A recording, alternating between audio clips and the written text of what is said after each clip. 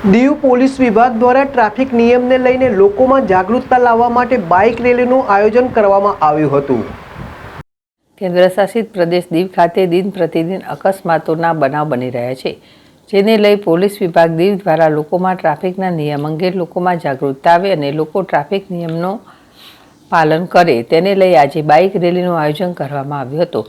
દીવ કુદમ સ્થિત police હેડક્વાર્ટરથી Diu SP Sachin યાદવે લીલી ઝંડી આપી બાઇક રેલીને રવાના કરી હતી અને માઇકના મારફતે લોકોને ગાડી ચાલકે હેલ્મેટ પહેરવું, નશો કરી ગાડી નહીં ચલાવવી, સ્પીડ ઓછી રાખવી, સીટ બેલ્ટ બાંધવો જેવા અનેક નિયમોનું પાલન કરવા સમજાવ્યું હતું।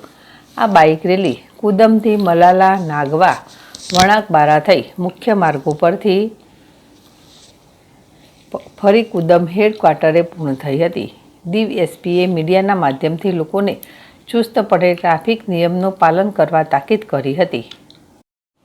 ભારતી રાવલ, ZSTV, દીવ।